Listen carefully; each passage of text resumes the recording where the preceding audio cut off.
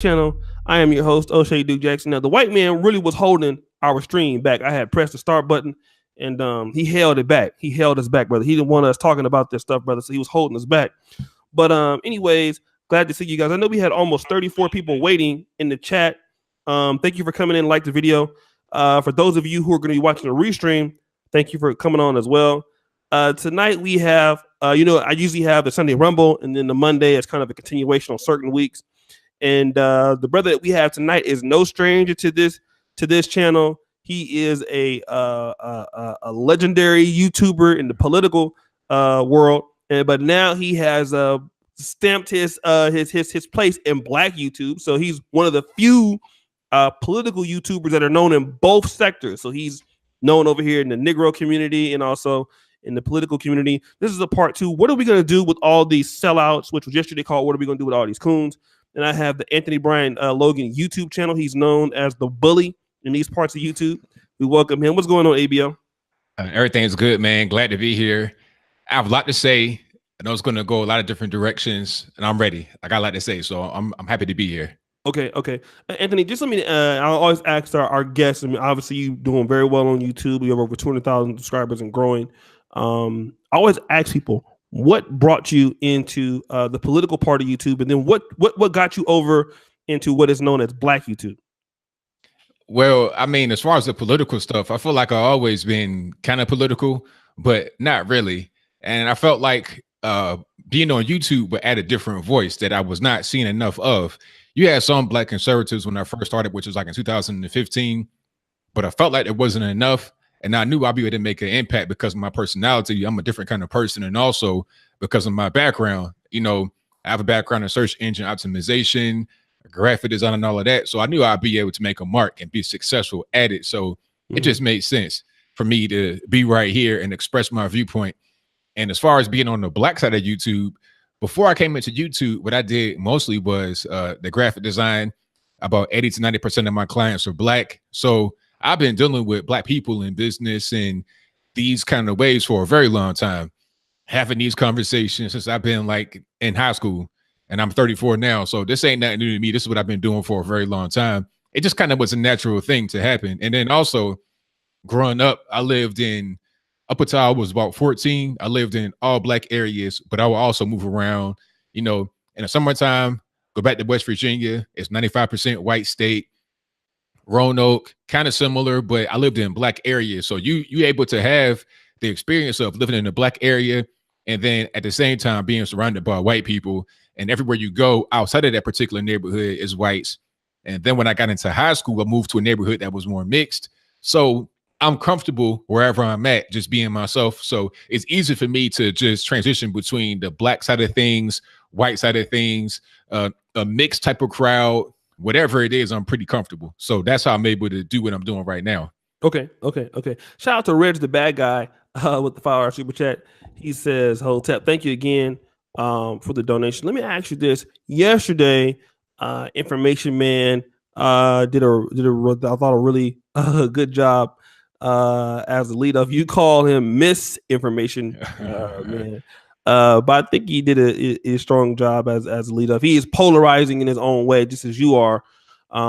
You had some differences of opinions, and obviously I think the show would have been a lot better. Obviously, you had to go to a concert, and so that kind of stalled some things. But you had some things that you wanted to address that you felt like were a little bit that were not talked about or that you disagree with. So I want to give you the chance to do that today.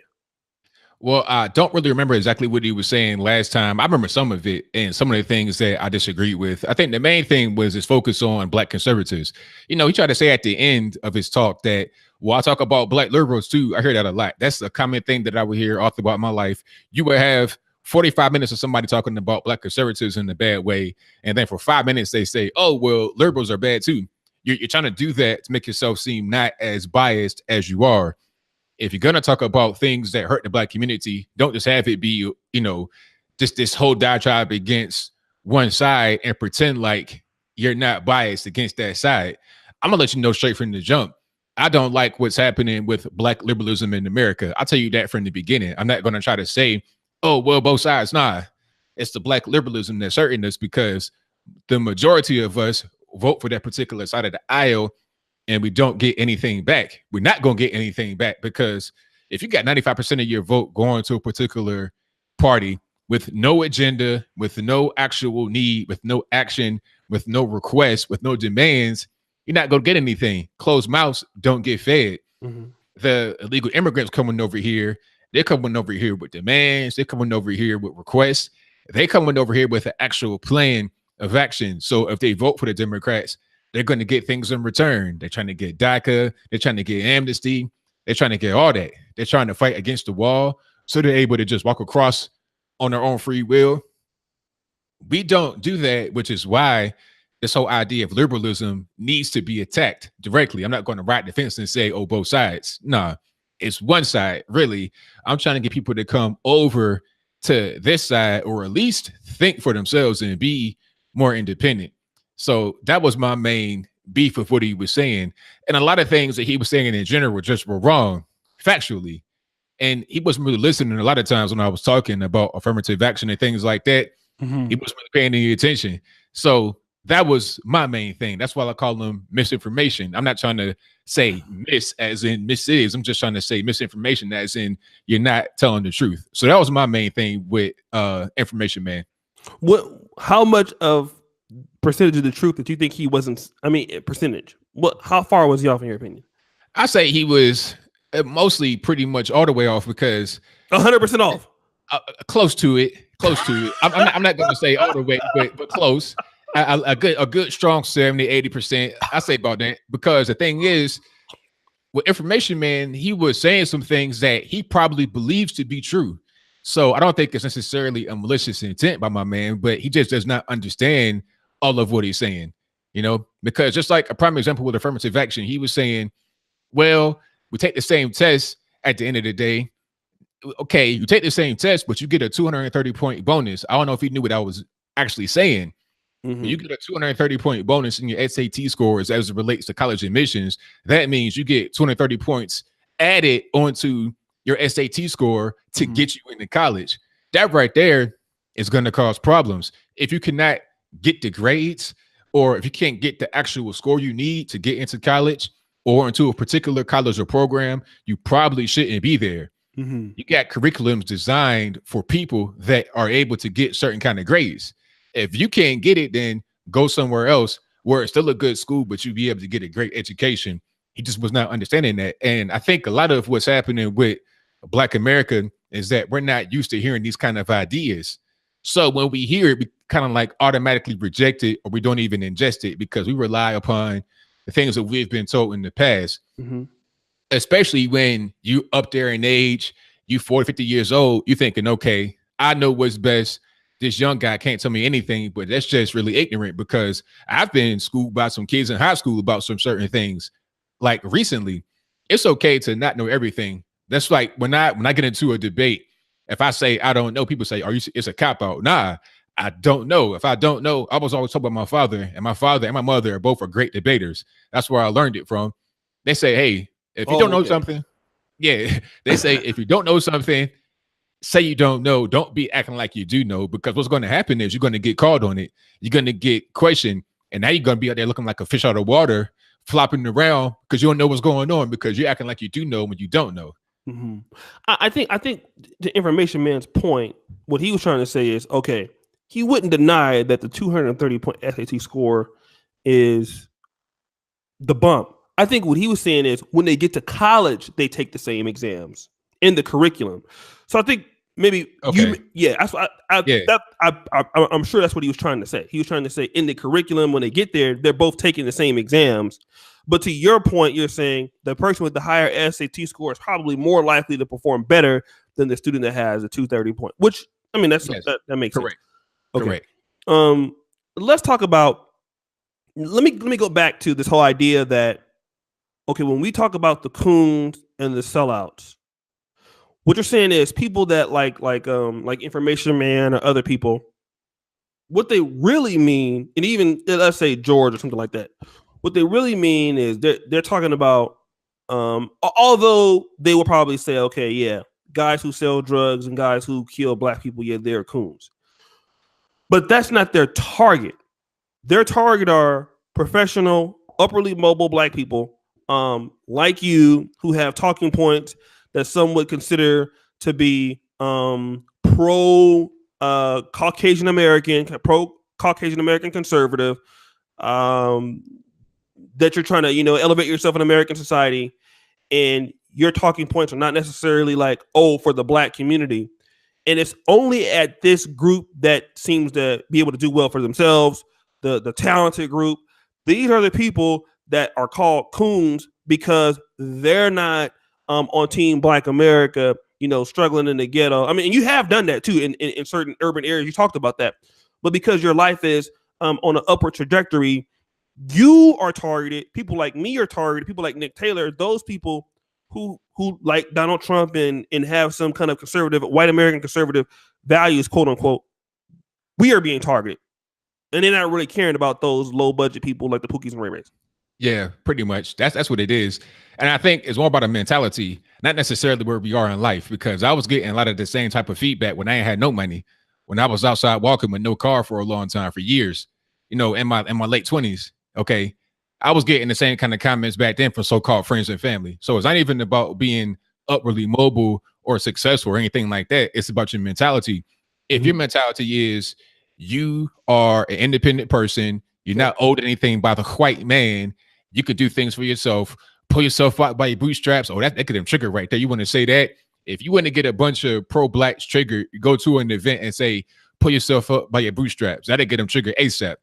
So it's that kind of mentality that really has them on our back, because their whole mentality, or part of it, I'm not going to say the whole mentality, a lot of their mentality is, well, the white man caused this, slavery, real reparations, all this, that, and the third. I'm like, look, man, don't hold your breath for that. You need to be focusing on how you can get yourself together.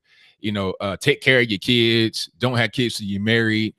Basic things. Now, when I say these things, I get accused of trying to be white, but it's like, that made no sense. If I'm saying things that are actually going to help you, then how is that trying to be white? How is being a civilized person trying to be white? How is taking care of your kids trying to be white? How is not going to jail for selling drugs, beating up on your girl, shooting your own people? How is that being white?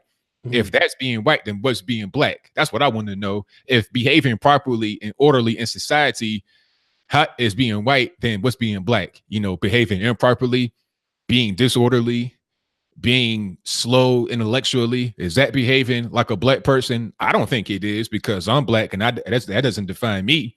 So people, I think, that are going to attack us are really the racist ones, and they should be getting that kind of treatment that we get, because they look at black people as inferior and unable to overcome the things that the so-called white man has done in the past. And they won't acknowledge, to a serious extent, the role that we played in our own demise. They'll talk about it a little bit, like I said from the beginning. They'll say that kind of at the end as an addendum. They'll talk for about an hour about the white man and slavery. At the very end, for like 2 minutes, they'll say, well, Africans had a role in it too, where they should be discussing the same level of intensity. Whites, Arabs, blacks should all be equal on that particular thing, if you're going to go all the way back to slavery and blame that. But you spend 90% of the time talking about the white man and 10% talking about everybody else. That's unequal. That's why we get treated the way we do. Okay, ABL, let me ask you this. If I can do this, then I want to talk about the idea of black people being racist, but not right now. What I want to talk about is, you're doing very well. You're young African American conservative. You've opened some doors for yourself. I mean, you've been on, Fox News. I saw you on Tommy Lawrence. What was that for former network? She was a part of the Blaze. The Blaze, yeah. You picked up quite a few subscribers and millions of views. You've been all across the country, doing lectures and things like that. And then some people feel that the successful black people like you should have success guilt. In other words, ABL, because you're doing good and you have found a way out into broader America, into other opportunities, you have these skills, you know how to build websites. I mean, you're a multi-talented person, you're very bright, quick thinker. Why don't you feel bad for those blacks who are failing? And because you admonish some of these black people, when you know what system has put them in that situation, you don't want to acknowledge that okay, yeah, you're doing well, but others are doing bad, and you need to be guilty about your success because as a group, we're not all doing like you, but others are still struggling. What will be your response be to that? I mean, the thing about it, like I was saying earlier, I've been struggling myself, not even long ago. And I say when I was was when I got my car. Okay, I didn't have a car between the ages of 28 and 32. No car in Virginia. So it ain't like New York where you can just hop on the train.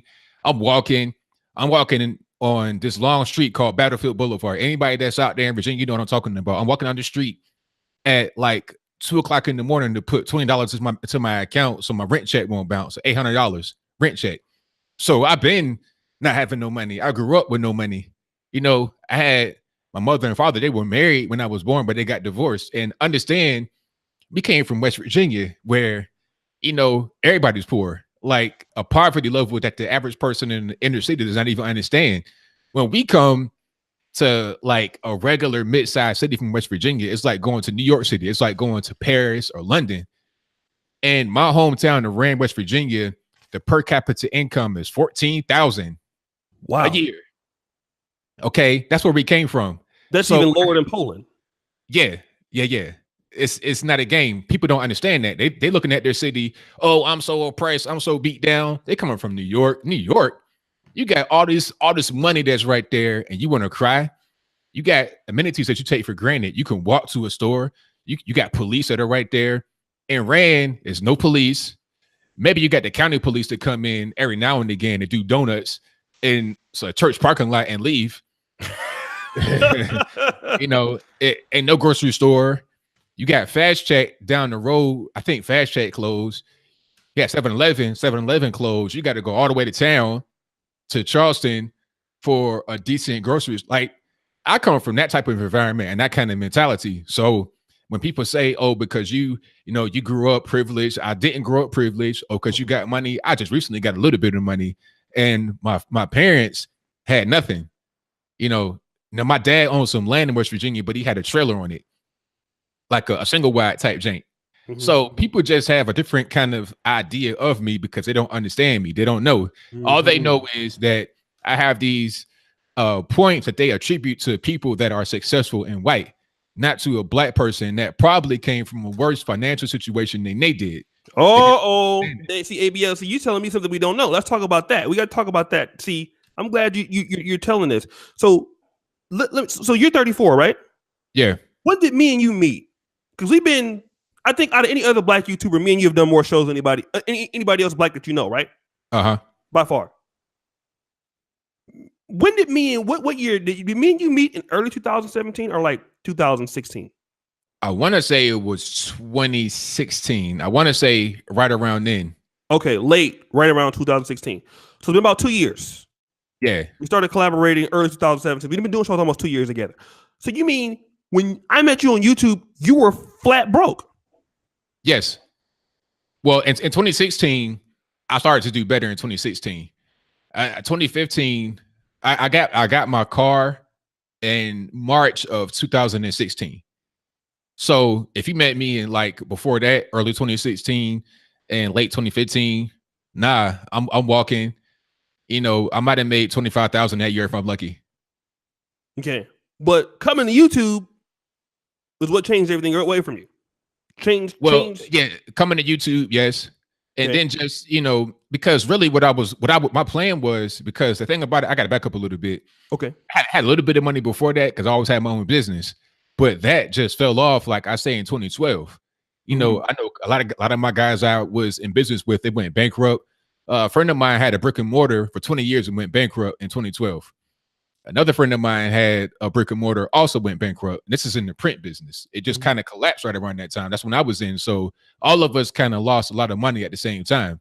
And it was just bad. I mean, I was seeing guys that would drive around nice cars. I know one guy had like 4 or 5 cars. Next time I saw him, he had his hoopty left, and that was it. So it just got bad. I wasn't really, I gotta had a whole lot of money before that, but I wasn't as broke as I was like before I really came to YouTube, like in 2015. 2012 to 2015, it was rough. And I had a family member that was an alcoholic. My father was an alcoholic, tried to commit suicide, had to go save him a bunch of times. So my life was, people just don't understand. They think that, oh, it's my mentality to never, in that particular point in time when I was going through that, to just feel like, oh, it's somebody else's fault. It's the white man's fault. I didn't have that kind of mentality, which is why I'm able to survive and now I'm able to thrive. Some of these people that are kind of weaker mentally might want to ice themselves during that particular point in time and just been done with it. But that's why I speak the way I speak, because you can't just be so weak and trying to blame everybody else and not taking accountability. Because when you try to blame everybody else, you're going to be relying upon everybody else. And if they're not there, what are you going to do to push forward your own life? So basically, what we are all finding out, for those people who may say, Anthony Brian Logan has these talking points because he wants to appease an audience that is non-black, or he wants to appease a Trump supporting audience. Nigga, you were broke in 2000. Me and you have a very similar story. Yeah. Because I was out there getting ready to crip walk for the Salvation Army bells, nigga, in 2000. So, you're not talking about what you heard. You're talking about what you know. That's right. I mean, I come from it.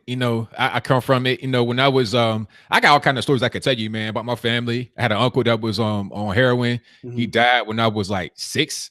I remember that. I'll never forget it. My favorite uncle, he died. He had HIV back then. Mm-hmm. A lot of my family members was on drugs.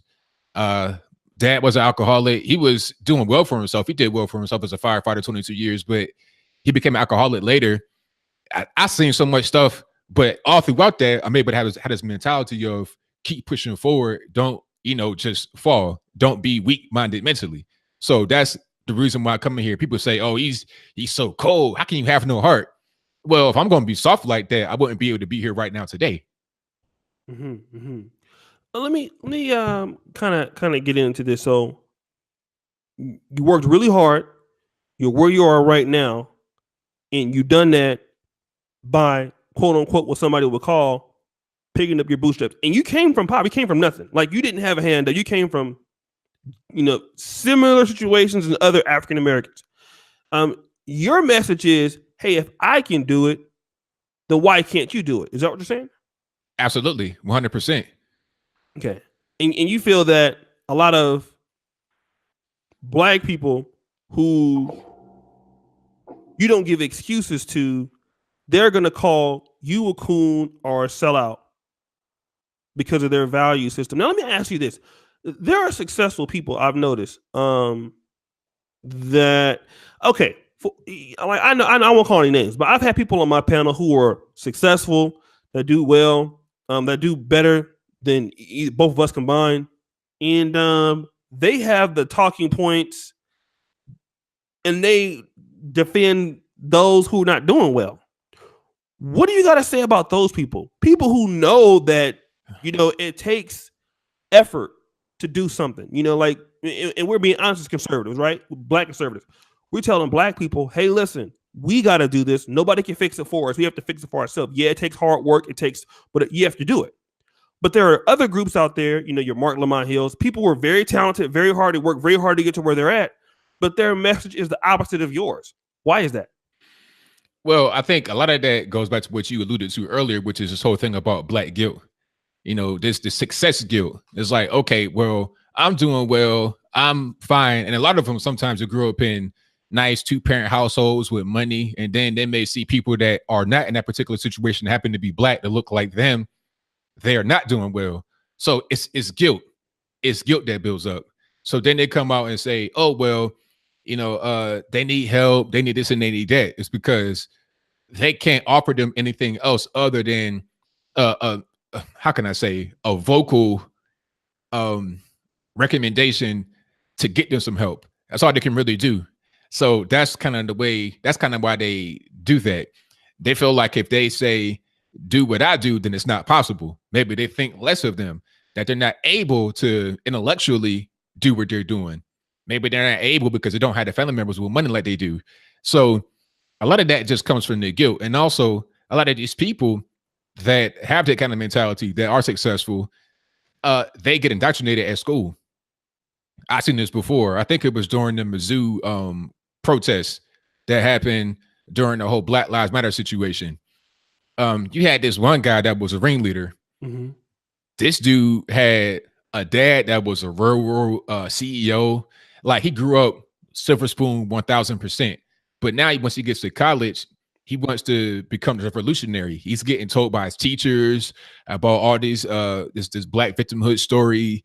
He's getting told by some of the college people that he's around that come from not so good areas. They're telling him certain things. So now he's like, okay, I am like going to appoint myself king of the Negro on this campus. I am going to make a difference. I am going to be revolutionary. I'll be Malcolm X. I can feel good about myself. I can feel on this. One thing about that. Sometimes these people grew up being told that you're not black enough. Oh, you sound like a white boy. You're not black enough. All this, that, and the third. This is the whole Colin Kaepernick syndrome. Okay. Colin Kaepernick said himself that growing up biracial and being raised by a white family, he always felt left out. He would go to resorts and stuff like that.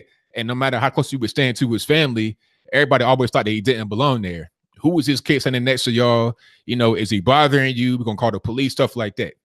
So he never really felt like he belonged to the family. Mm-hmm. And it just created this hole in his heart to where now he's looking for acceptance. Mm-hmm. So now he finds this whole thing with Black Lives Matter, they're kneeling. Oh, now people love him. He's revolutionary. Now he's seen as black, which is something that he always battled throughout his whole life. Am I black? Am I white? What's going on? So take that into consideration as well. These people that say these things, a lot of times they get their hole in their heart where they feel like they're not being black enough and they're not doing enough to help. It's a guilt thing. Let me do this, guys. For those people who are in, we have 471 people watching the show right now. If I can get people to like the video, we'll open it up a little bit tonight. We have Brian Logan. He is a hell of a guest, hell of a leadoff. You guys know he's probably the most polarizing person on the Rumble, him or Superstar, but he gives hella leadoff. So do me a favor and like the video. I'll put his link in the description for you to subscribe to this channel. He has like 230,000 subscribers. Yeah, right around that. Yeah. You need to let me borrow some of the things. So get the likes up real quick for me, if we can do so on the video. I really appreciate it. Let me kind of talk to you about this whole idea of the ceiling. Information Man said this yesterday, and I'm sort of in the middle. You know me, I'm more moderate than anything. But he says that, you know, in America, there is a ceiling that you can hit for black people. And that ceiling, you can't go any further than that, because as a whole, it seems that black people are under this particular ceiling, and they can only go so far as the people, because, you know, there's this idea, and the white man keeps holding me back. And I think a lot of people think that, you know, there is some truth to it, not all the truth to it, but obviously with the black race as a whole. Is there a ceiling that black people just cannot hit because that's the way it's been set up, and this is the reason why black people are in their situation that they're in today in America? Nah, ain't no ceiling. The ceiling is really just your personal ability and your mind, your limitations, whatever they may be. That's what a ceiling is. It's all about you as an individual. Ain't no ceiling. Because if it was a ceiling for black people, then why do you have all these people that come over here from other countries in Africa that are black that do very well?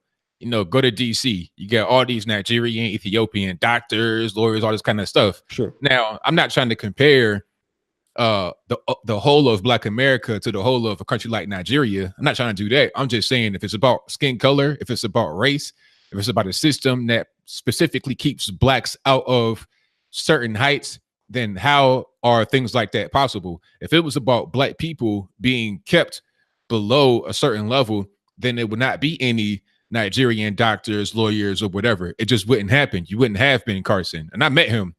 Great guy. I met him in DC. Mm-hmm. You know, I wouldn't be able to be in the White House. Ben Carson wouldn't be able to be there. Barack Obama would not have been possible. You keep seeing these black folks in high positions of power, also, if not in a very high position as far as something that you can see visually, something that is glamorous. A lot of guys make money behind the scenes. I know guys that's been to the penitentiary, like Fed time, 6 years plus, that are doing very well right now with jobs. One of my stepman's a merchant marine, going all over the world. Did 6 years in the penitentiary. Sure. Another dude I know did 10 years. Now is a licensed plumber with his own business, making plenty of money, 100 grand a year, easy. Okay. Got his own trucks with the vehicle wraps, all that. I know another guy that's a tow truck driver. I mean, there's so many different ways you can make it in America. Right. The idea of a ceiling isn't just, but they don't want to go further than where they can see. People don't really travel. They stay in their city for their whole life. They stay on one street. They got that type of myopic viewpoint. They can't really visualize anything beyond that. So if anything, the ceiling is about just the person's vision, what their mind can imagine, and what they are willing to do.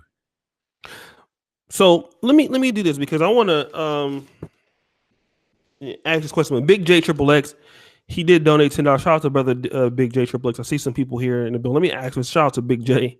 He used to didn't like me for a minute, but he's a cool brother.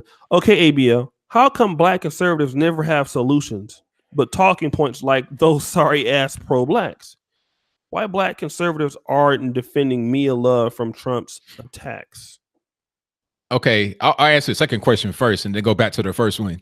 Okay. Now, Mia Love deserves what she got. It is what it is, because you wouldn't sit here and talk about all these things that are anti-conservative or not really embrace conservative values and then wonder why you losing or you came close to losing your particular race in Utah. That's your fault. So why would I defend somebody that deserved to get the attack that Trump said? I don't care if you're conservative or not. That's really irrelevant. And conservative, that's just a label that people could put on themselves. You got guys like what's my man's name? Bob Corker here in Tennessee. Claims to be a conservative. I can't really tell. I'm glad that he's gone. Shout out to Marsha Blackburn for winning and taking his seat that he's vacating because he quit. Because he's a loser. That's what he is. Another one, Jeff Snowflake over there in Arizona. A big mess, a crybaby. There's a lot of guys like that. John McCain, he's dead and everything, but he was not a good person. It's actually kind of good that he's gone, for real. So don't just say, oh, because you're conservative, you got to just defend anybody that's conservative. No, it ain't like that. I'm going to defend conservative principles and ideas, not necessarily individual people that claim to be conservative. And then for the first question about solutions, I mean, we have plenty of solutions. I'm talking about it right now. I just said a bunch of jobs you can get when you come home from the penitentiary. And we got the First Step Act, and we're trying to get more people trained for those particular jobs. This is real legislation that's going to be put into law. It already passed the House. All you got to do is call your senator, your federal senator, and get them to vote for it coming up real soon. That's going to have 4,000 people get released right away from jail because they're going to get retroactive good time applied to their particular sentence. So they'll be able to come home right away. And people are going to get free ID cards when they leave. So this whole thing about voter suppression is going to be killed because if you go to the penitentiary, you'll be able to get an ID card. So there's no excuse. There's a lot of other things that are in this particular piece of legislation, but there are more things we talk about than just so-called talking points. So I think that answers that question. Okay, let me do this also, guys. Keep the like in the video. 509 people. ABL, you know how to bring the crowd out, dog. And guys, I'm gonna shout out to brother Cornelius Edwards. I saw his 20-hour super chat. Guys, for those people who watch the Thirst Box, episode 16 will be out tomorrow. I got anybody that so I have the new episode coming out tomorrow. You guys will enjoy it. So thank you guys for watching the Thirst Box on my other channel. Big Dog 33, no welfare equals no hoods. Welfare came first. Thank you so much. AM1 does very well mean controlling any real American infrastructure businesses. ABL, are black folks allowed to move in those levels? Let's be honest. Okay, now I think his point is, okay, ABL, yeah, you can do so far, like own a plumbing business, doctor, lawyer. Okay, that's cool, but are you really be able to controlling massive things in real American wealth in this country? I think that's what he's talking about. What do you have to say about that? Controlling what though? Like, what does it really mean? I don't understand the question. I think what he's getting at is, okay, yeah, the 100 grand situation's here. and the $200,000 there, it's fine, right? But are you going to be able to do? Are there going to be black people in the 1% elite doing huge things? And for the most part, you're not going to see black people doing that because they don't want the country doesn't want black people running things like that in this country. I mean, that's kind of a weird question. 1% elite. I mean, that's like just about media, people, TV stations, stuff like that. I mean, it's all about how much. It's all about what you were able to do as an individual. Like, are you going to be able to generate that kind of revenue from a business and then put it into something? You got guys like Bob Johnson. He had BET, and I think he did. He have the Charlotte Hornets. I think he sold it to Michael Jordan, but the man still has plenty of money. He's still a billionaire by any measurement. You got Oprah, who's right up there. Mm-hmm. So I don't know. I think Oprah has a network called OWN, if I'm not mistaken, or at least she has some kind of big stake in it. But that's kind of like just vain. That's vanity right there.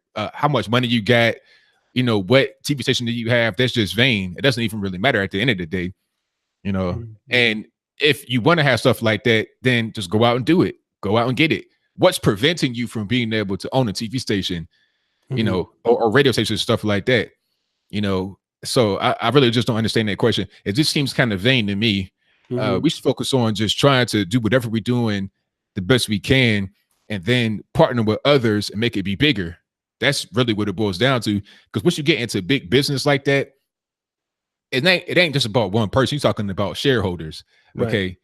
And these shareholders, you may see a guy like Mark Zuckerberg in there, but Mark Zuckerberg is almost close to being able to get voted out of Facebook, almost, because he's about 56% ownership. So if there's some kind of takeover or something like that, he could be in jeopardy.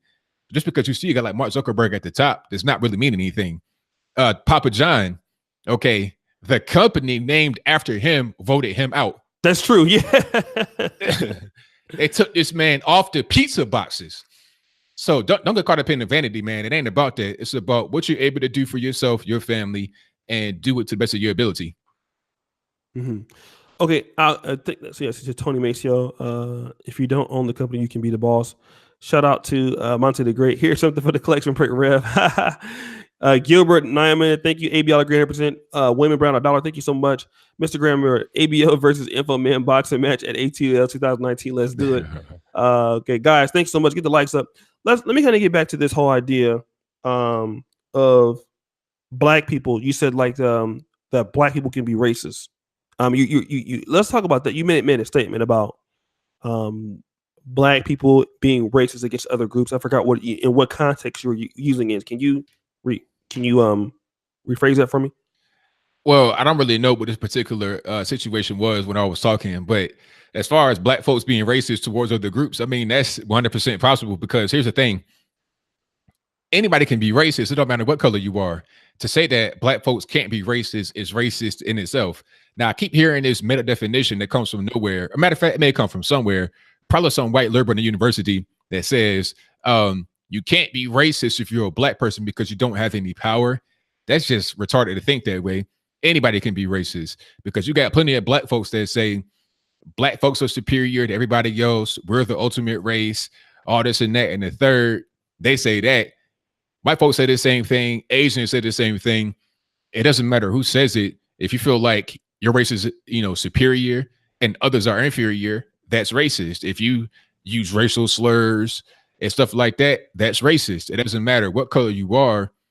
It's racist. If it's racist, it's racist. And it ain't really no other way to go around that. People just want to, it's funny. You got black folks that want to talk about all this black power, blackity black, I'm the best in the world. But then when it comes to things like this, oh, we don't have any power. We're so weak. We can't defend ourselves. We can't be racist. Which one is it? Are you the almighty? Are you God in person? Are you the ultimate man? Or are you just some weak child that can't take care of himself or determine his own path in life? Which one is it? That's what I want to know. So as far as being racist, anybody can be that. It doesn't really matter what particular color you are. It sounds like a show that we should do. I know that John Paul, who used to moderate on this channel, he says that black people have black privilege in America. I mean, just briefly, do you think that is something that is true?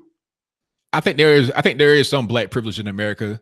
I think so. I think it's just we have benefits in society that are given to us that we don't quite understand or we just take for granted. You know, we can say pretty much whatever we want. Just like here's a prime example of black privilege. Okay, you have Don Lemon who goes on CNN and then he calls those of us that met with Donald Trump at the White House and also Trump Tower mediocre Negroes. I think Martin Lamont Hill said it as well. Matter of fact, are you serious? A better example will be Martin Lamont Hill. He said mediocre Negroes. That's what we are. Those of us that went to the White House, met with Donald Trump and also at Trump Tower. But then Martin Lamont Hill says, oh, free Palestine from the river to the sea. Fired. So you can say anything you want about black people if you're black. But if you are black, say something about the Jews, then all of a sudden you can't do that. If you are a white person and you say something about black people, then you're instantly fired as well. Don Imus. You remember the whole thing about Don called him nappy-headed host, fired immediately, instantly. Roseanne, another one, didn't even know Valerie Jarrett was black and talked about Planet of the Apes. Fired from her own show. The show was called Roseanne. And the show was doing very well, too. The show was making money. It was doing very well. All of that. Fired. And what you don't know, or what you may not know, is that I think the director of programming or something over at ABC at the time was a black woman and got Roseanne fired. So, I mean, I think races may have advantages in society, you know, to a certain extent, and black people can say and do things that others won't be able to get away with, especially not whites. Whites are the most scrutinized in America. They can't really say too much. But if you're black, you can say certain things that others can't say. I think that's reality. Oh, well, I mean, because I definitely say some things about certain situations. I get away with them all the time. But, you know, I mean, I don't disagree with that. Let me talk about this. And, guys, I'm going to get the super chats. Thank you for supporting ABO. You got enough time to let people open it up for like a few minutes after about an hour? Yeah, I got time. We got money. All right. So get the likes up, guys, on the video. And you know, this is costing me. You know, ABL charging about an hour, y'all. So y'all got to get these likes up. So let me do this just real quick.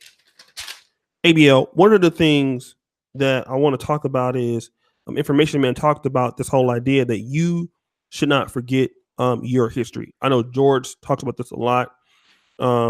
You know, hey, African Americans, we have a different experience in this country, and we're not saying that we need to be sad about it, but you know, the Jews, they remember their history, and they use it to their opportunity, to their benefit, to help them get, you know, further in as a group. A lot of people feel like, okay, slavery, get over it. It happened, move on. We just go forward and become Americans.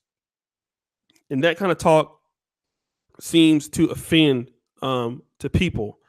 You know, you've ruffled some feathers about this, you know, kind of not forgetting your history piece. But what do you feel about that and this whole idea that black people should kind of get over slavery and things like that? How do you feel about that? Well, okay, here's the thing about that, because I hear this a lot, you know, because I say you got to get over it, you got to move on. And people say, well, the Jews don't get over it, they don't move on. Well, yes, they do get over it. They may mention the Holocaust, they got museums and stuff like that, they got movies and everything else. They don't forget, but they do move on. They're not going to just say, oh, well, the Holocaust happened fairly recently in the 1940s, you know, not that far away. But they don't use that as a reason why they can't move forward in their life. You know, they're dominating society right now, dominating a large part of the United States, not necessarily the world, but definitely the US when it comes to the financial part. So they're doing well. They're not using the Holocaust as an excuse as to why they're not doing well. That's a difference. They're using it to empower themselves more than anything else, not as a crutch to lean on while having a handout begging for people to support them. They get things done. They push for legislation. They got all kinds of groups that work for the best interests. That's what they do. rather than just saying the Holocaust happened and that's why I don't have any money. That's why I got to keep going to jail. That's why I robbed Pookie for his Jordans. That's why, I got 10 baby mamas. That's why I got 100 kids. That's why I got HIV out the roof. They don't have a bad lifestyle and then use the Holocaust as an excuse. However, a lot of Black folks do have bad lifestyles and would use slavery as an excuse. That's why I say we got to get over it. If we're going to talk about slavery and keep remembering it, we need to have it as a way to empower us rather than a way for to keep us, kind of like on the leash, tied to this whole ideology of victimhood. That can't be the way to go forward, because if you keep doing that, we're never ever going to be able to have any kind of success. We're struggling right now. We're never going to be able to move forward if that keeps being our whole mindset. Blame slavery, blame the white man, and don't do anything for yourself. That can't be the way forward. Mm-hmm. Some people are going to say, I know this is, pretty common, but hey, African Americans are in their conditions partly because of what white people have done to blacks. This could be said about blacks all around the world, Brazil and other places. Hey, ABL, look around the world. Blacks are underperforming everywhere where whites are at for whatever reason. This is not a coincidence, So how can you say that these things? And this is what some of the pro-black, talking points in their communities that they're trying to point out. Like, hey, we're not trying to say, specifically not to do anything on, sit there and just beg all day. But hey, you got to look at what it is. White people need to pay back Black people for what they have done. Okay, so reparations, that seems to be the thing. I mean, my thing is, okay, what are you really going to do with the money? First of all, let's be clear. A lot of African nations have a big majority of their actual budget as aid from European Western countries. Countries that weren't even involved with any kind of slave trade. If they were involved with slave trade, it was not with that particular country. Okay, so I mean, like, if a big portion of your budget for the country is already aid, what are you going to do with more money if you're already poor and you're starving with a big, like, let's say you have a country like, I don't know, Mozambique, Kenya, or something like that. Probably Mozambique. That'd probably be a better example. If they have like 20 to 30% of their actual budget as aid from foreign countries, what is 50% going to do if they're living in third world conditions right now? That's not going to help. You got to be able to develop the people inside the country. You can't just be, having your hand out begging for money. Because even if the Jews do get aid from the United States and Israel, they do things with the actual money. They produce things in Israel. They are able to take care of themselves in Israel. They don't necessarily need all this outside interference to come in and do for them what they should be doing for themselves. Also over here, they start businesses. A lot of them become lawyers. They become medical doctors and things like that. They're not always saying, white man, you got to help me do this, this, and this, and this, and this. Okay. And furthermore, we see what's happening right now with the Chinese. They're coming in there giving so-called grants, loans, all that. Yet, it's just going to be another way for these countries to get into some kind of slavery from China. But people try to fight me on it and say, oh, you know what you're talking about? It's a good thing. People like that have that kind of mentality, what are you really going to do? What is money going to help? Money ain't going to fix that kind of mentality. So it really doesn't make any sense. Furthermore, like I said from the beginning, it ain't just a white man that was involved with slavery. Africans and Arabs were all equally involved with it. If it were not for the African, you would have had no slavery over in the New World. The white man put up to the shore of Africa, West Africa, on a trade ship, not in a battleship. It wasn't like he went to the interior of Africa and conquer Africans and put them on the boat. All they did was pull up to the shore and pick up the slaves that were already right there in the castle that he built for the purpose of being able to trade goods. The Africans would go into the interior of the continent where they could survive because they had the proper immune system, raid villages, and then bring them to the shore to get stuff like cannonballs, mirrors, guns, alcohol, etc. Okay, that's what happened. So if you want to talk about getting money from the white man, Why not from the black man? And why not from the Sandman? How about that? I think we just want to get money from the white man because they are the most successful out of all the particular slave traders. And we think that they're weak and they're soft, so we can get money from them. We ain't going to the former Ottoman Empire talking about, hey, King Abdullah, let me get some money. Psh, please, you get 1,000 lashes and you get sent into the penitentiary. You will never get found again. But the white man may be a little bit more generous. So that's why I think we keep going to this person to get money, but it ain't really no good, in my opinion. Okay, let me do this real quick. Guys, I know people are here. If you're talking shit, I'm gonna just start timing you out, right? Like, listen, this is if you're in here, your emotional time out. All right. So do me a favor. If you want to support the show, you want to ask a question, I can ask him the question, but it's called Super Chat. So do me a favor, like the video. 125 people, well, you can like it or dislike it. Do something, do one or the other. So if you like the video, you can like the video. If you don't like the video, dislike the video. I don't give a fuck which one of you do, but do one or the other action. And the reason why it is, it helps with the YouTube metrics. At least I think it still does. I'm not sure. Does likes help? Not really, does it? Engagement helps. Engagement. Okay. So we want you to engage with the video by liking and possibly sharing the video. If we can do that, it's, many of you are here. So we can have like 400 people like the video. That would be really, really great. Or dislike the video. Let me just do this real quick. Let me go and ask some people on the super chat, and then we'll open it up pretty soon. For those people who are interested in getting on, I'll bring you on. Let me go ahead and do this. Okay, ABL just deflected my question. Yes or no, ABL? Okay, ABL, read the ISIS papers definition on racism. ABL, would you deny a reparations check? Yeah, I would. You had to think about it, huh? Yeah, I mean, like it ain't gonna come. So it's just like saying, would you deny a ride from a pig with wings? It's like, well, I mean, it's not gonna happen. So nah, because the thing about reparations, it'll come from you, it'll come from your account. And then the thing about it is, what's tied to that legally? Are any kind of loopholes? And my main thing is that it'll come from my own money. It make no sense. Okay. All right. Let me do this. ABL, Moses Jenkins, thank you so much. Moses Jenkins. ABL, how do you feel about Palestine? Should America continue to support the other people's lands, claims, governments, and military? I mean, the other people's, like, that's a loaded question, because at the end of the day, ain't no such thing as Palestine, for real. There was a Palestinian mandate back in, what was that, 1920 over by the British.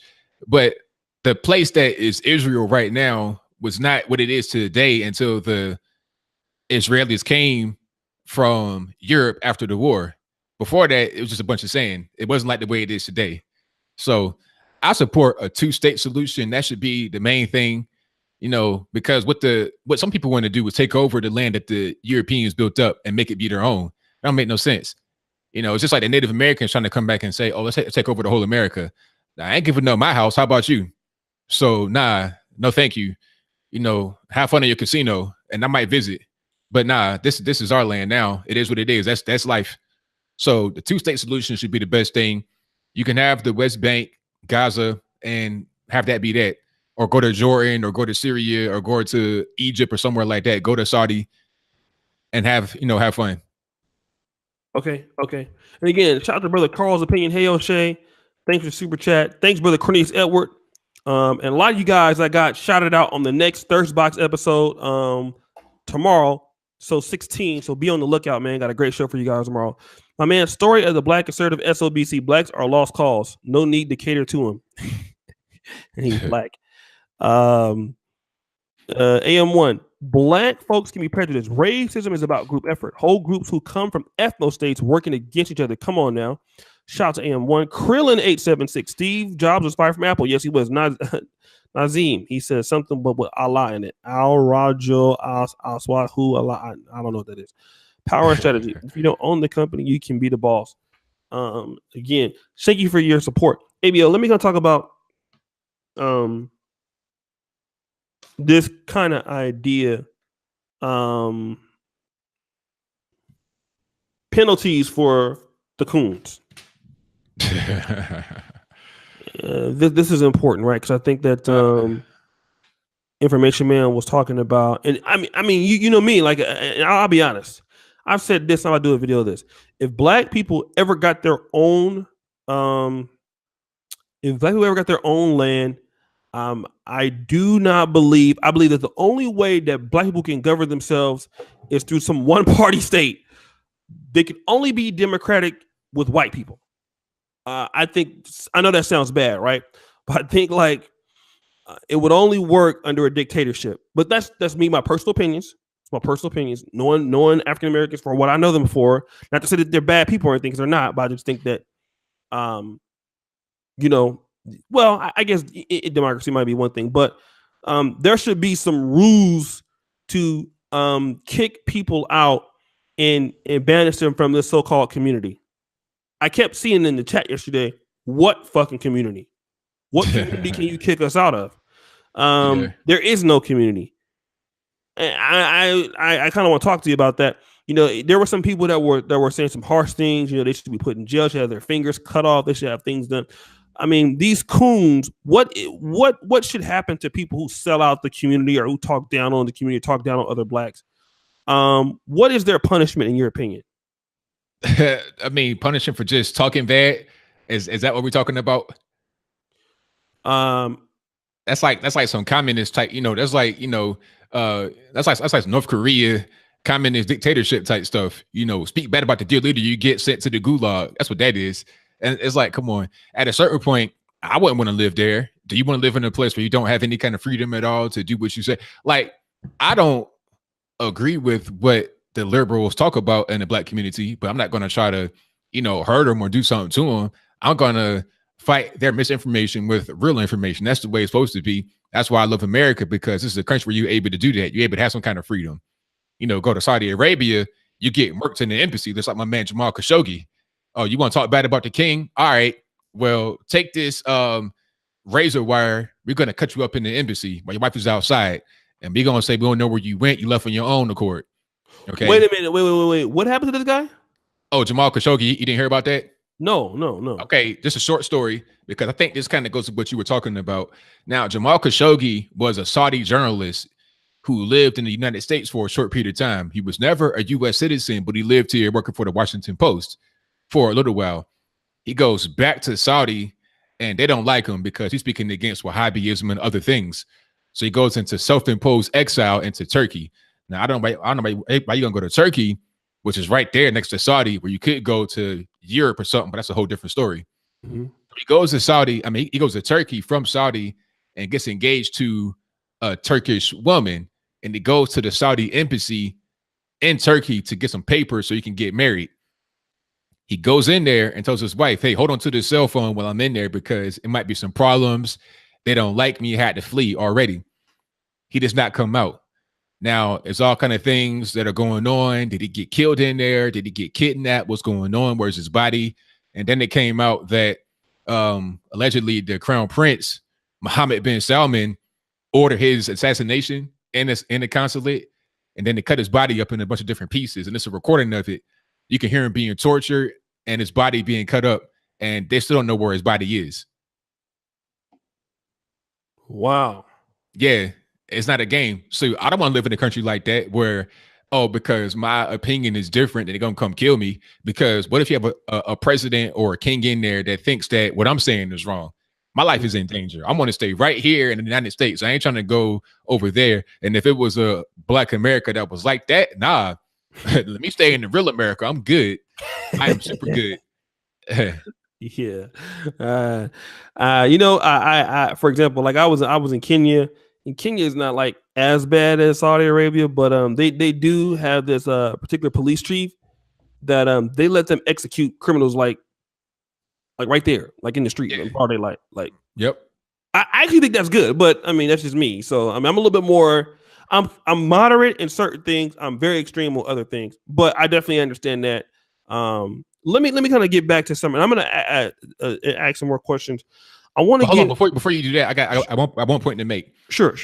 People that talk about they want to do things to people, they want to have this harsh punishment for so-called cooning. They'd be the same ones crying about people getting lynched. Understand that people getting lynched was for those same kind of reasons. People not doing the right thing and acting up. But I'll move on. let's talk about this. You know, people who are who defect the black community. I'm not saying that you're a defect. I mean, but people who like you who live someplace else. Me, I live way in Poland. People who typically grew up in one place, like I think Clutch is in Utah, Nick Taylor is now in Texas. Like those people, they leave their particular communities where they're at that have skill, and they end up someplace else. George makes a good point. Is that Black America creates their own coons, or in this case, um, Black America creates their own enemies within the group.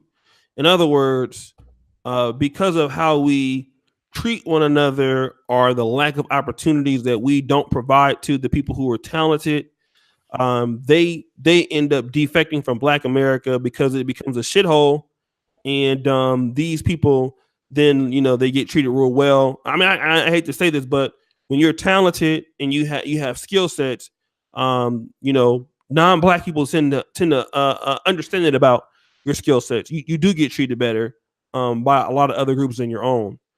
Do you think that is a reason why we have so many black people who are jumping ship to the Republican Party, jumping ship behind Trump, kind of leaving Black America alone because these are probably a group that's been disenfranchised? Well, we're leaving because we have no choice most of the time. It's no choice. I mean, people have to leave their particular city sometimes when they get to a certain point. I mean, look at all the rappers that get killed. Where did they normally get killed? Right in their own hometown. Jam Today got killed in his own studio in Queens.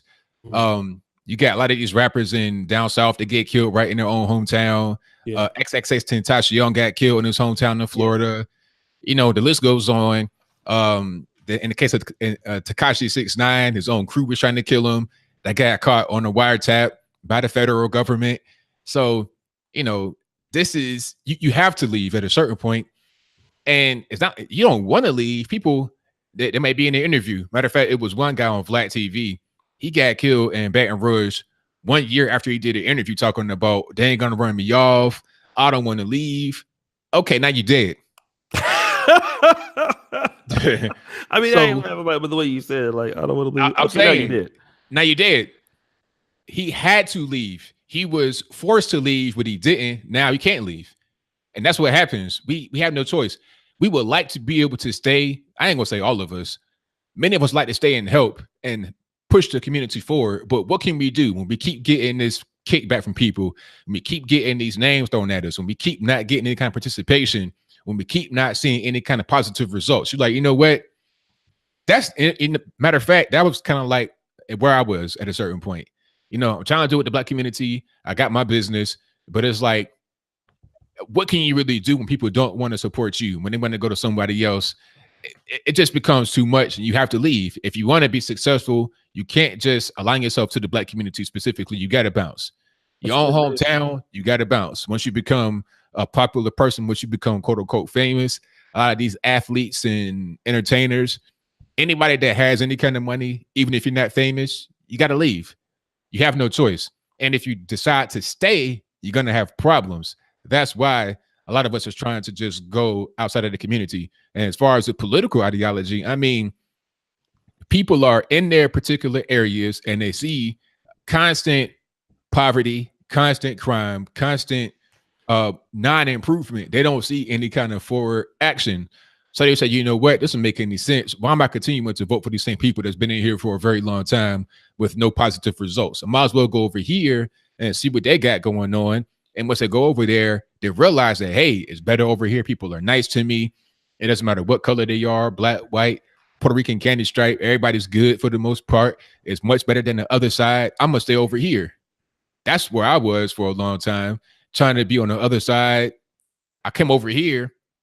My life has changed I did a total 180, and I'm not going back. Anybody trying to shame me, I kind of feel sorry for, because I feel like they've not really experienced it the way I've experienced it. So where you're at now, you're having much more success than you were when you were in Virginia. Is that what you're saying? Oh, yeah. Like, Virginia's cool and all that, but I was ready to. I've been ready to go for a long time. You get tired of people, the same old people that you knew from high school, college, want you to be the same as you were when you were like 18, 19. New people you meet, it's I don't know. It's just a weird thing. A lot of us have to leave our own hometowns, and we also got to leave the particular community we grew up in if their mentality has not improved while ours has. Let me also ask you this: a lot of people who, let's say, look down upon the fact that you're telling people to leave, and I've said the same thing too. Get out of black communities to a certain degree, go do other things. People say, "Oh man, you think that you're all that now," and everything. Do you think the people who are upset and have those talking points are just upset because they can't leave themselves? That's part of it. That's a big part of it right there. It's a lot of envy. Oh, the envy in the black community is stupid crazy. It's deep. That's part of the reason why you got to leave, because let's say you've been in the area, you've been around people, all of y'all broke, y'all kind of been around each other, hanging out. All of a sudden, your mentality is changing. You're starting to have more success in your life. You're starting to look more happy. People that are around you are going to become envious of you, and envy is very dangerous. They see you looking like how they want to look, behaving how they want to behave, talking how they want to talk. Mm-hmm.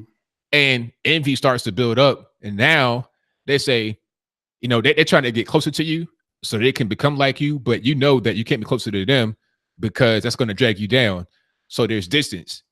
And they're like, all right, I can't get closer to them than I want. I, can't really be in the inner circle. So what's left? I'll go ahead and hurt you. I'll kill you, hurt your mama or something like that. That's where the envy comes from. So a lot of the people that want to come out and hate and give death threats to you, it's because they are not where they want to be and you are. It's envy, and envy is very dangerous. Mm-hmm. Let me do this. Let me give out some super chats. 226 people. I don't know if Q Butter is still here. He contacted me last night.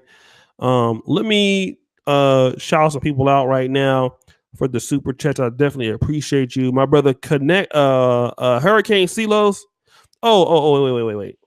Carl's opinion. Okay. Sisse, don't agree with ABL. Sheik Sisse, always important, but I understand him. He wants to integrate, period. Pro-blacks want their own power in business, education, and even countries. What do you have to say about that one? I didn't quite hear it. You say pro-blacks want their own countries? ABL wants to integrate, period. Pro-blacks want their own power in business, education, and even countries. I mean, pro-blacks, people that think like that just have wishful thinking. I'm all about what's practical, what I can do right now. You're trying to just hold on to a dream. You can hold on for your whole life and never achieve it. But I'm actually getting things done right now. Like I said, at the end of 2015, I had no money, and now I'm straight. Now I'm traveling. I got my passport. Matter of fact, I was trying to go to Russia this week, but I couldn't get my travel visa in time. I was going to be over in Moscow for like a week. See, now, like, I was not even able to even drive like 2 or 3 years ago. You see what I'm saying? I'm making things happen now. Right. People that think that kind of way are like a lot of these Christians. Nothing against anybody that's a Christian, but they're talking about, oh, well, I'm not going to do anything for myself right now because God got it. When I go to heaven, things are going to be different. It's like, look, man, I don't think God wants you to be, sitting in your hind parts or idle hands. That's a devil's workshop. You got to get things done right now. So you can have all these dreams and these lofty goals and things that you want, but I'm actually doing things now to improve my life. So I don't know about tomorrow. The wait on the Lord Negro. Exactly. I think the wait on the Lord Negro and the pro-black ain't too much of a difference, really. Get things done right now for yourself. That's what that is. That's just how I rock. Hurricane Silos, thank you. Mark Ballard, isn't sedition illegal in the U.S.? I don't know. Is it? Yeah, sedition is illegal, but sedition, that's like when you do things like high crimes against the country. Speaking against the country is not illegal. First Amendment is still in full effect, freedom of speech. You can't get sent to the penitentiary for saying things that are unpopular. Constitutional rights, right there, 101. Let me go to connection. Shout out to Oshay and ABL. I've always found it hard to use slavery as a crutch because I have a parent from Senegal. American blacks always viewed me as Africa. I was born in Vegas. Shout out to that. We'll talk a little bit about that too. The logical conclusion. Canadian $10. Thank you so much, Teddy Bruschi. Create the black community you want to live in. I agree. Yeah, let me do this. And guys who wanna jump on, I'll open it up for you here. I just want to talk about this, and this kind of idea about you not being black enough, not you per se, Yeah. but a lot of people are. I'll call someone's name. Let's say Mike Nificent, for example. My man. Yeah, he's been on here before 2 times. You listen to him talk, it's like most people in the black community will listen to him and be like, all right, nigga, like, are you really black? You know what I mean?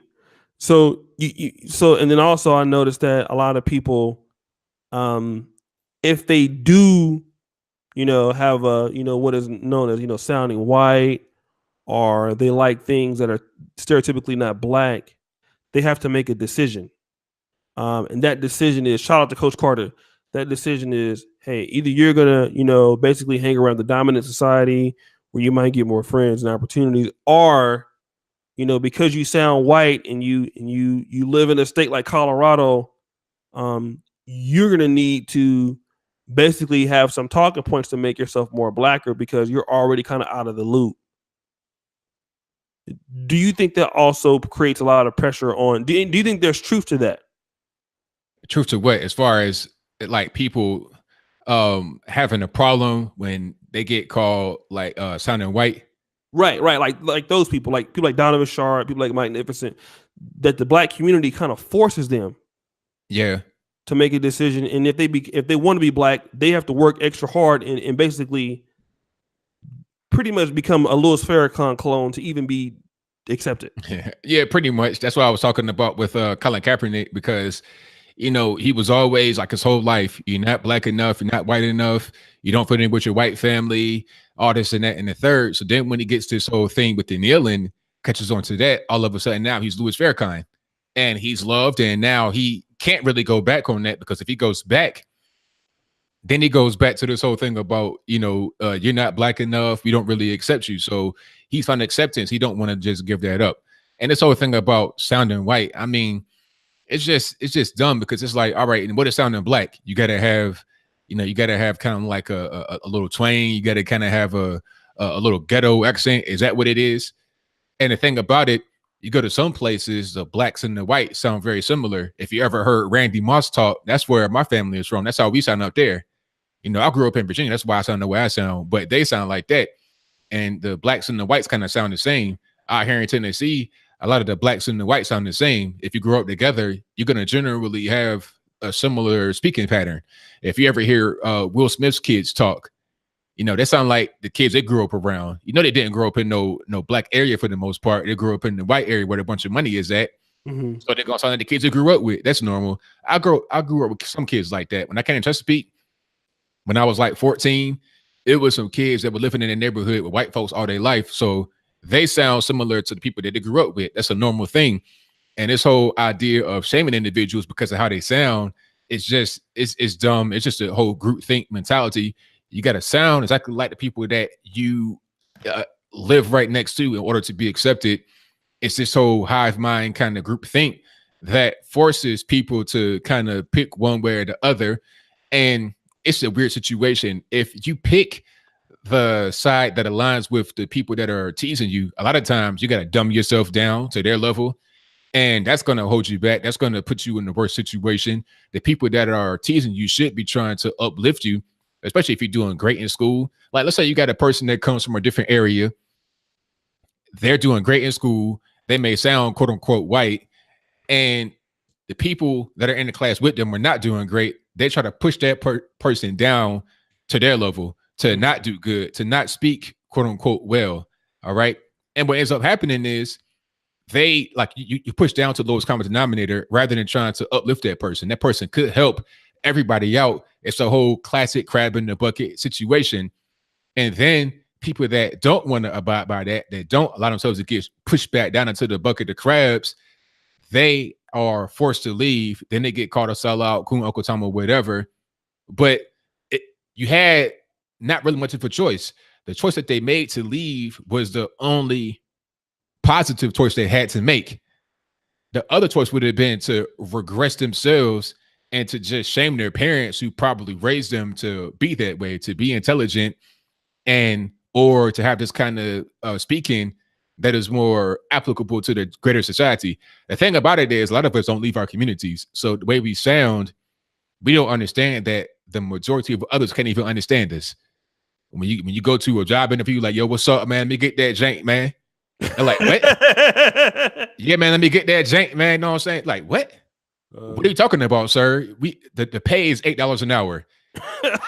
And, people, they just kind of caught in this weird way of thinking, in this hive mind way of thinking, and it keeps us back. That's an example of black folks holding themselves back, while at the same time they say it's the white man doing it. It don't make no sense to me. Okay, so let me ask you this then. Black people are holding themselves back. Are white people holding black people back at all? Any percentage? Well, I will say this. I think that the white people, if there's any white people that are holding black folks back, it'd be the white people that we want to hold us back. It'd be the white folks that we accept into our lives that hold us back. And what I mean by that is people that we vote for. All right. Mm-hmm. A prime example is in Michigan. You had, I think that was the Senate race between John James and there was a white lady. I forget her name. The white lady is a Democrat, old white lady, like almost 70 years old, something right around that. And this is a Democrat, the white lady. The Republican was a black man by the name of John James. Now, John James did very well in the race. He had I want to say 48% of the vote, right around that. Okay. Did very well, but not quite enough to beat the white woman. But he lost because of Wayne County, Detroit, of course. Yeah. Good Flint, Grand Rapids, the black areas. Right. So you could have a Republican in there, a guy that's black, that has your best interests at heart, but you choose to vote for this white woman. Detroit, bad place to live, losing population, just not really good. Flint, the water crisis is still going on. And Democrats have been in that particular state running it at the senator level, governor level for a long time. Why not try to do something else? Mm-hmm. So if there's anybody that's white that's oppressing us, it's us that's voting for them. It's us that allow them into our lives. It's us that choose to live up under them. And a lot of times you have people that are black that are fully supported by those that don't have our best interests at heart. Okay. The First Step Act, I talked about that yesterday. The First Step Act is to get prison reform passed through the United States. And it's going to help a lot of black folks, white folks, everybody. It's going to help all Americans. The First Step Act passed the House, but do you know that a lot of black liberals voted against it? Maxine Waters, I think Cory, what's the man's name in New York? I forget his last name. Cory Booker. I don't know if he voted against it, but he wrote a letter that was against it. A lot of black people. Who else? My man in Atlanta, I forget his name. The civil rights dude. They walked with MLK. Yeah. You know what I'm talking about? Yeah. What's this Negro light-skinned dude? Yeah. I can't think of his name right now. Andrew Young? No, not Andrew Young, but let me see. Who else? Sheila Jackson Lee also voted against it. A lot of people. John Lewis in Georgia voted against it. So these people don't have best interests at heart. And a lot of the white liberals are the same way. We vote for them. So if there's anybody that's white that is holding us back, it's us that allow them to be there. Okay. Let's talk about these people. Because a lot of people are going to say is this, right? All right, ABL. They're still white people though. Okay. So how can we differentiate between white liberals who promise us one thing and don't give us stuff, and white conservatives who've also Reagan, did some certain things supposedly, in his tenure that had some controversial things about the crack cocaine in black communities. So how do they know that John James had a white wife, black woman wasn't going to vote for him for that reason alone? Oh, he did? Yeah, he had a white wife. Yeah. Oh yeah, well there you go. So but I'm saying it's like, okay, you're gonna vote against the black man with a white wife, but you're gonna vote for the white lady, and you're gonna vote for the president that had a white mom. I don't understand. It's kind of petty to me, but whatever. Okay. So because I hear like black conservatives all the time, like, okay, white liberals are racist.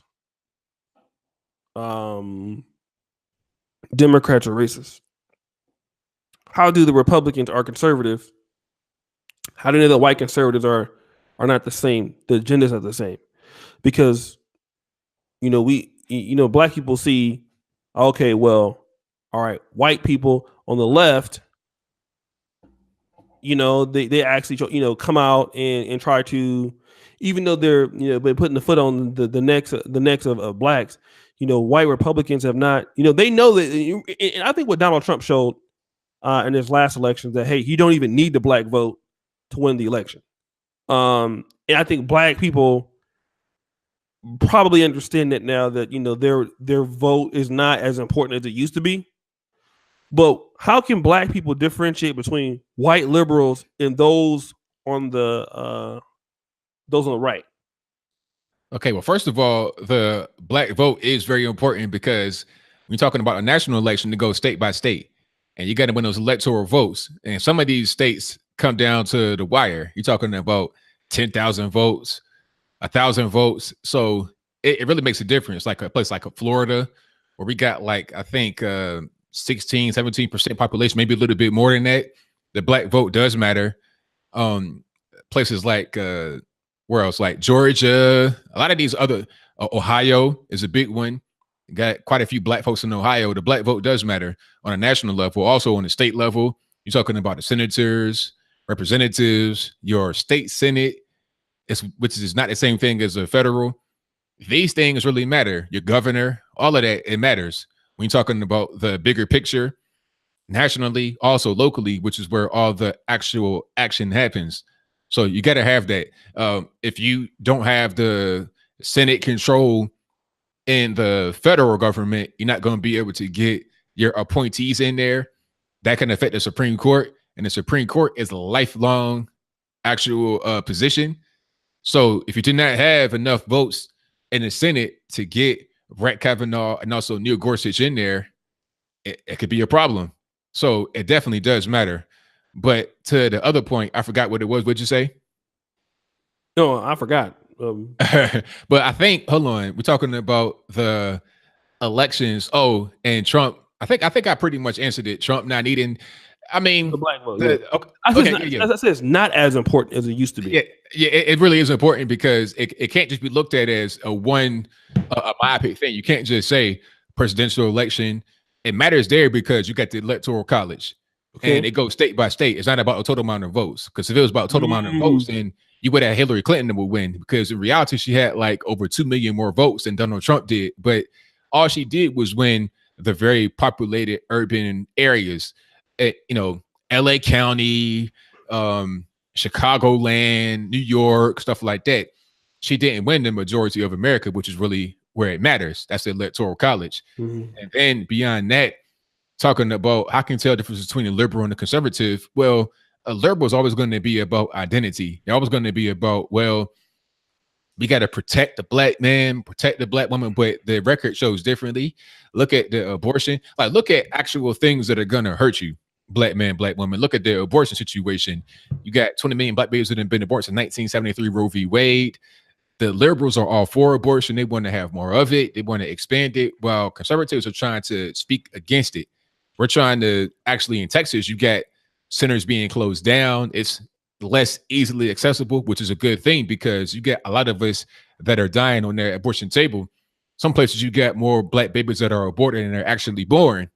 So if we're talking about Black Lives Matter, all this and that and the third, you should be against what people that you vote for are really for, which is that just a la carte whenever you want abortion. That's a big problem. Also, these high taxes. I mean, minimum wage, all that kind of stuff. People say, oh, I want a high minimum wage. Why? Democrats love it. Why? I don't understand. It's because they want to bring in them illegal aliens, all right, and work under the table. So you get nothing. You get no job. 16, 18-year-old black man trying to get a job after school or before you go to college or whatnot in the summer.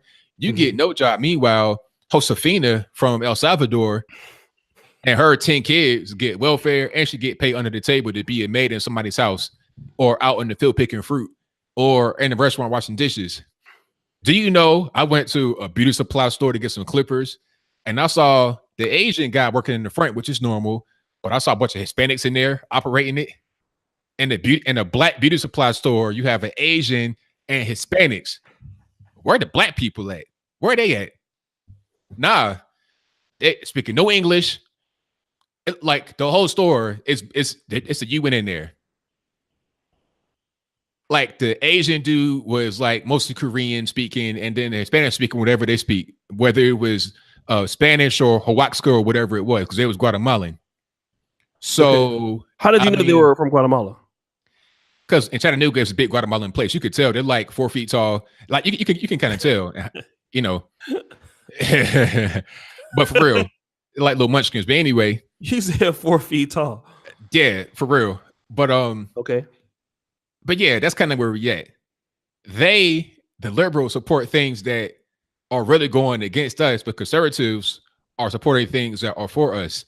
You know, trying to give you the opportunity to make your own money rather than just giving you a handout and keeping you right where you are. You know, that's what we're trying to do. We're trying to empower people rather than just enable them to sustain off of government assistance. We don't think that that's the only way we can live. We can live better than that. Let me talk to you about this. Stacey Abrams and people like Maxine Waters. I know Stacey Abrams was trying to give, I don't know, some kind of asylum to illegals in Atlanta or Georgia. Is that what she's trying to do? Yeah, trying to make it an asylum city or state for the whole state of Georgia. Okay. We know that black people in LA, California in general, are getting pushed out by Hispanics. And these Hispanics are doing great, sometimes great bodily harm to African Americans as they're taking over these neighborhoods. They're taking over the businesses. They're using violence in a lot of cases, intimidation in a lot of cases. So African Americans are kind of being pushed out of the West Coast as Hispanics are coming in. Now, Stacey Abrams, who, I'm not as familiar with it as I should be, but she's wanting to grant asylum to these people. Yeah. But what I've noticed, I've never seen a video of anybody calling Stacey Abrams a coon. I've never seen a video of anybody calling Maxine Waters, for the most part, a coon. Now, you may be able to find it here and there, but when you look at the people who have policies, who blacks are trying to, and she almost won a governor. I mean, thank God that she didn't. Yeah, really. Because she would have destroyed that state. But, these people won't call Stacey Abrams out. They won't call Maxine Waters out. And these people are actually people that African Americans trust with their vote. Trust to make differences. Trust to keep African Americans with jobs coming in, programs coming in to help the black community. But they turn right back around and sell out the community with their policies. Mm-hmm. Why don't African Americans call these people coons? People who are really doing it. Why don't you think that happens? Because they're not focused on people like Stacey Abrams because she's a liberal and she can do no wrong in their eyes. They don't really understand politics like that. People that use these types of words, coon, stuff like that, they don't really know what they're talking about. They just think they know, but they really don't. Because if they understood politics, if they understood how to communicate with people and what is best, then they wouldn't be speaking like that. They wouldn't be using that kind of language against themselves. Now, that kind of language that came from the racist whites before civil rights or during civil rights to speak negatively against us. All right. And it probably came from a movie that they saw called Forrest Gump, where the white person was calling Bubba a coon. You know, it might have been Bubba or somebody else when they're trying to go to school. Okay. I think that's where that comes from. People using racist language against themselves. You wouldn't do that if you're really in the know. And if you're really quote unquote woke, you wouldn't be doing that. So when they see a thing like what Stacey Abrams tried to do, they don't pay any mind. They don't think, well, wait a minute, illegal immigrants coming into the country, getting safe harbor in the U.S. Look, if you got child support debt, I'll say that one more time. If you got child support debt, you get locked up. Child support, but you come into the country illegally, no passport, no visa, no green card, no nothing, and it's all right. They ain't gonna send you to jail. They were talking about releasing people that are currently in jail due to violating the immigration policy. What? Meanwhile, you got guys that are in the penitentiary for an extended period of time getting raped and all that on child support. Okay, where's their release? Guys is in jail for weed. You got guys smoke weed on the corner, or they got an open bottle in front of their house. They get locked up, especially in New York. It's really bad in New York. They get sent to the penitentiary, but you can be in here with MA and all kind of stuff like that, and you just get sent right back to the penitentiary. I mean, you get sent out of the penitentiary, and you get sent into the community to do more crime. Because let's be clear, it ain't just what Barack Obama said, the so-called fruit pickers and bag makers that are coming here illegally. You also got a lot of people that are coming over here to commit crime, like MA, Sinaloa, the Mexican Mafia. What else? The Latin Kings. That's big, especially in Atlanta. Mm-hmm. That's a big time dope spot right there because it's very central to all of what's happening in the South. You know, it ain't that far from Tennessee. It ain't that far from West Virginia, North Carolina, Virginia, Florida, Mississippi, Alabama, Texas, Louisiana. All that is right there in that central area. So this is a really big spot for dope. New York ain't that far. So when you say you want to have safe harbor for these people, what you're really saying is you don't really care about trying to do anything for Black people in Atlanta, which is 70% of the population. You don't really care about American citizens. You're all about other people trying to give them benefits over us, which ain't the American way at all. Let's do this. So we got 661. I won't hold you. Somebody said MS13. Do me a favor and get the likes up on the video.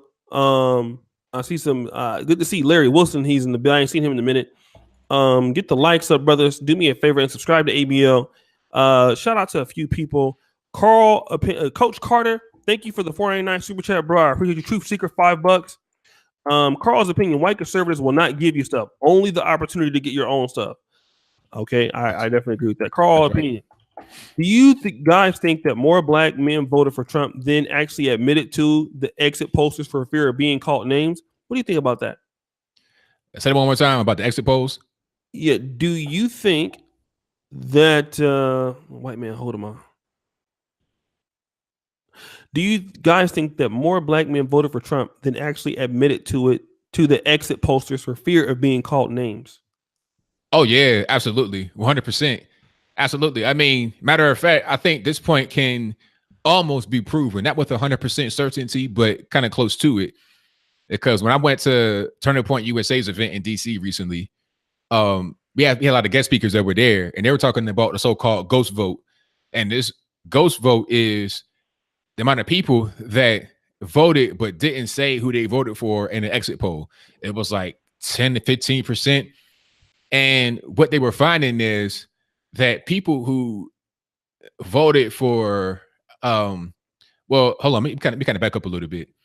A lot of the polls that predicted certain victories in the Democrats' favor came back wrong because the poll numbers that they had from calling people was wrong. People that wanted to vote for the Democrats proudly admitted it. But people that wanted to vote for the conservatives, not so much. So they were looking at the numbers and they say, well, we got mostly Democrats that said they were going to vote, so that's who's going to win. But it might not being that because a lot of people simply didn't say if they voted Republican because they were too afraid to come out and say it. So there's a lot of Black folks that vote Republican that you would never know. People have messaged me personally. For years, I've been getting messages. One time, I never forget, I'll tell the story a lot about during the actual inauguration time. One guy messaged me and said, "Hey, I have a personal invite from the administration to come to the inauguration, but I'm afraid to go because I don't want my girl to be tripping. I don't want my mom to be tripping, this, that, and the third." There's a lot of guys like that are out there. And I'm starting to see it more and more. People are coming out, so to speak. You know, that's why we got this whole thing called Blexit, because people are starting to just leave and they're doing it publicly to show that it's okay for others to do it as well.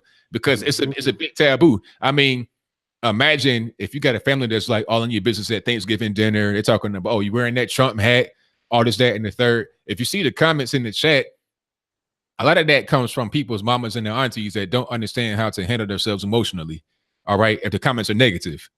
So people don't want to have that kind of kickback from their friends and family. And that's why they just kind of stay on the low and in the cut about their particular political affiliation. If they're a conservative, if they're a liberal, they'll tell you to the cows come home.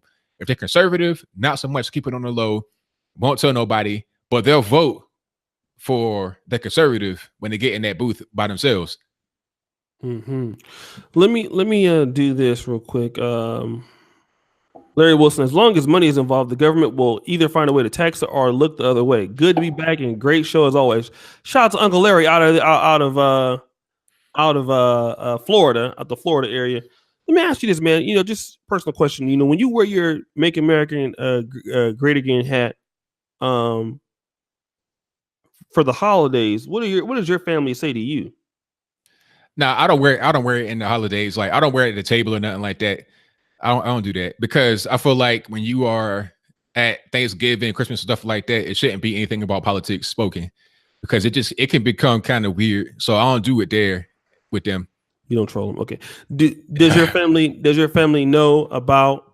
You know, I mean, obviously you know about your YouTube channel. What has your family's take been to how your success on YouTube and your political ideologies and stuff like that? Everybody been cool for the most part. You know, at first my parents were kind of like iffy about it, but we had a conversation or a few conversations, and after that, it was all good. I think the main thing that anybody that's out there, if you're listening to me, you gotta stand your ground. You know, don't allow them to try to dictate whatever you got going on. Just stand your ground.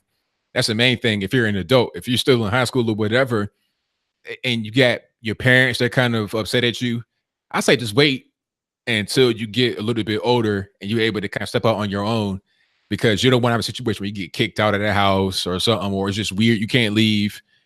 You can still be the way you are, but you don't have to necessarily be totally out there with it. Now, if you want to be out there with it, be prepared for some tense moments. But I think at the end of the day, once they are able to accept who you are, it'll kind of just die down from there. You know, a weird comparison, but I think it's an appropriate comparison. People that are gay, when they come out to their friends and family, it's kind of the same situation. You know, they might have somebody that might want to fight them or whatever in their family. But after a certain period of time, it's like, look, love it or hate it, I'm going to be what I am. So what you going to do? That's how you got to carry it. That's how I carried it. And after a few tense conversations, now I get calls from my parents and they're curious about where I'm going. What you got coming up new and exciting? That's what my mom always say. What's going on new and exciting? Where you going next? She always want to know where I'm going to fly or what I'm going to do for my topics or whatever. Mm-hmm. And when I talk to my father, we talk about deeper political issues. He's smarter than I am, so he gives me a lot of information that I didn't know. So it's all good now, but it started off kind of rocky. But I don't, do anything political at family functions or nothing like that, because that ain't the time and place for it. Mm-hmm, mm-hmm. Does your parents have the same political ideology? It seems like they're different. Are they on the left or? Yeah, they leftists. I think mom ain't really that political at all, really, and dad is political. He's on the left. Okay, he's on. Yeah, my dad is definitely on the left too. For sure. Like to the point, like hold on a second. I gotta remove that.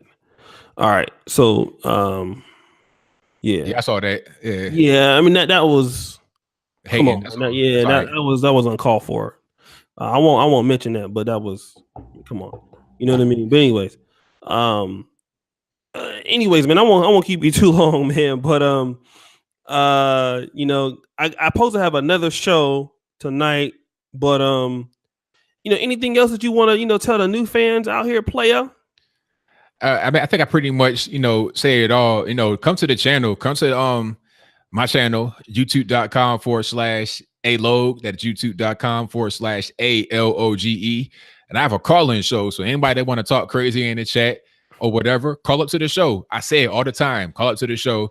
I got one guy that calls from here, Adrian Anastasia. He coming to your chat every now and again. Yeah. He's crazy, huh? Yeah, he wild. But we have some fun conversations, man. Like we don't agree on most things, but we talk, man, and it's all good. I like to have a conversation, a debate, a discussion, whatever it is. You can call into the live show, and I welcome it. So anybody that got any questions for me, you can ask me over there. You can go to my website, anthonyblogan.com. That is ANTHONY, the letter B, LOGAN. You can send me an email, snail mail, whatever. I got a P.O. box. Don't send me nothing crazy because when feds will come get you. I got snipers on deck on top of the roof at the little spot where it's at. So don't do nothing crazy. but for the most part, man, it's all good, man. You can contact me. If you send me an email, I'll try to get back to you. If I have not responded to your email, I do read it. I know your man was like, no response, but I did read it, man. I just been busy. So yeah, man, that's pretty much all I got.